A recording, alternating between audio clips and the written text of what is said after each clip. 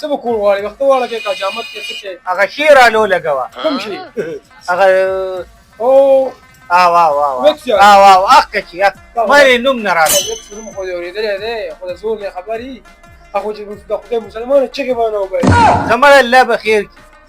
برداشت کولی شي زه ته ولګو نو الله به خیر کړي او که نه مسلمانه زه په کټ لانچر لګېدلی یم جړلي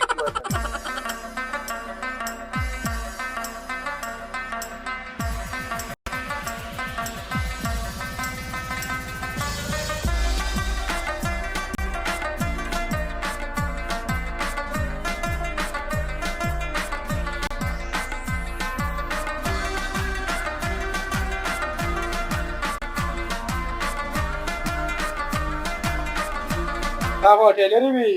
فلم مو شروع کی څه به وکړه هغوی چې زه ولې فلم هم دی کیسه هغوی چې په ډزو لګېدلي یم مړه مې مه کوه چې کومه بلا ترغاړي وځي بس بیا به ورلاندې کېږي بې خولې نه خو دا چې خولې نه خو رالاق واګه که نه صبر وکړه غږ ته کمزانې ما څه وایي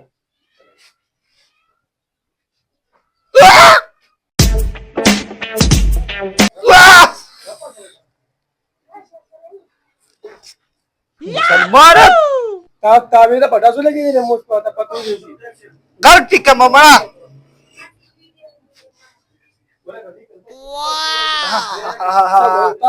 بل علاج سره کوم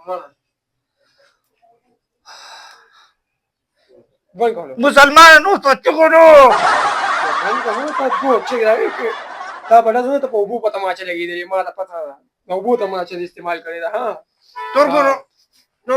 دې ته ځان ټینګ که ها چکا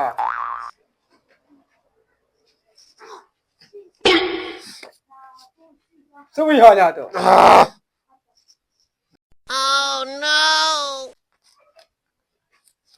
مسلمانانو چې خوله دې رالکلو کړې وه نو څه به مې درته ویلي تازه لکه هغه چا لمبر دی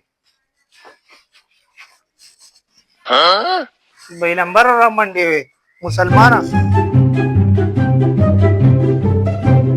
وایه څه کې ویښته سمې قیمتي مې څه که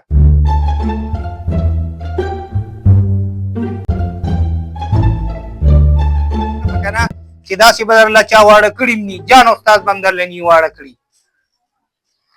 نه رښتیا امیر استاد سلام علیکم وعلیکم سلام کینه یا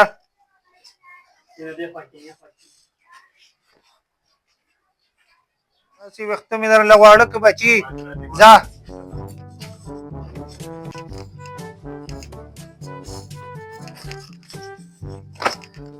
پیسې نه راکې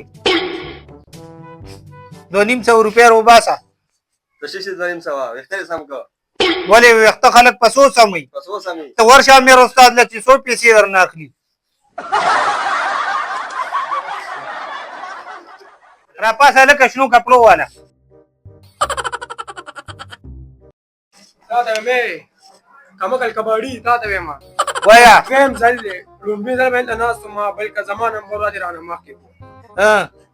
په دویم ځل زما نمبر راغو دې دې مخکې کړو ولې د ما ترنګ کړی دی دا مې تروس دی نه زه څه پېژنم او مسلمانه تا ما ترنګ نو کړی دې خلکو علاج ما سره شته ته چې څه کوې وایي زه پوهېږم توبو جا توبه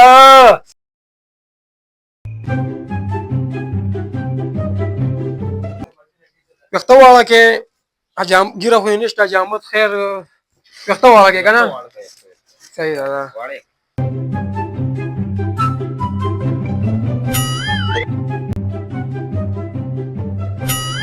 اوف یار داسې که که نه یار ته خو مونږ کې لوچ یې یار